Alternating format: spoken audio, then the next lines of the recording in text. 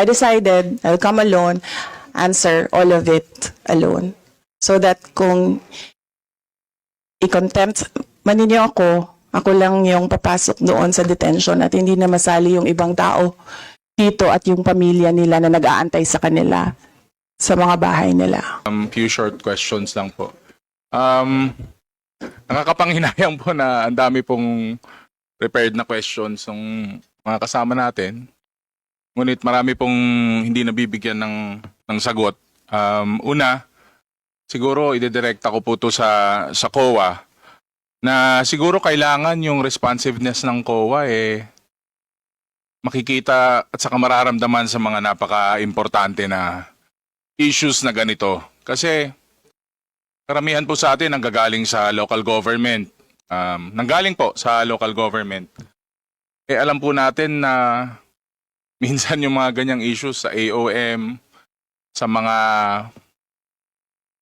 issues ng paglabag, saka hindi po tamang paggamit, nagiging problema po for local officials, even national officials. Parang po minsan kahit na 5 milyon, may nasususpending mayor, may perpetual disqualification, may mga ganun po na issues na I think this house, the members of this house were really focusing on those questions kasi nga po, nakikita po nila yung importansya ng questions na mga yon, Madam Chair.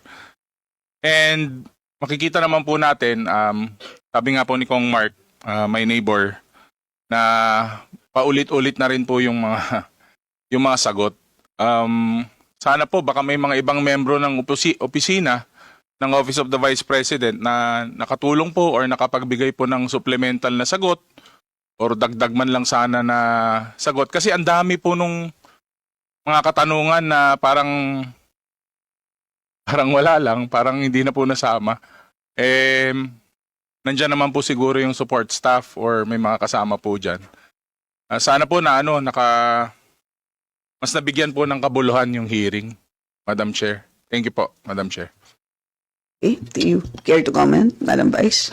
Yes, Madam Chair, the reason why wala dito yung ibang officials ng Office of the Vice President because, and I will say, I will not betray the confidence of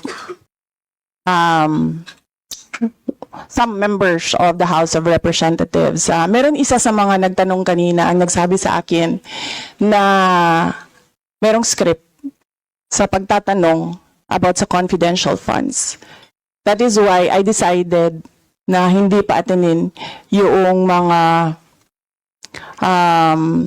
ibang officials ng Office of the Vice President because nakalagay naman doon sa inyong invitation and I quote, nasa yung copy.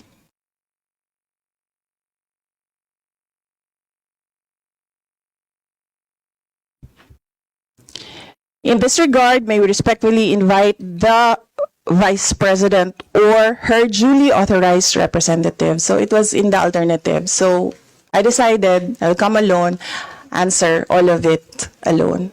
So that kung i-contempt man ninyo ako lang yung papasok doon sa detention at hindi na masali yung ibang tao dito at yung pamilya nila na nag-aantay sa kanila sa mga bahay nila.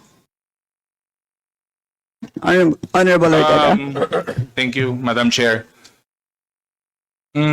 Parang, naiintindihan ko kung saan po nanggagaling yung sagot na yun. Pero, resource persons naman po yung kailangan natin More on budget hearing issues.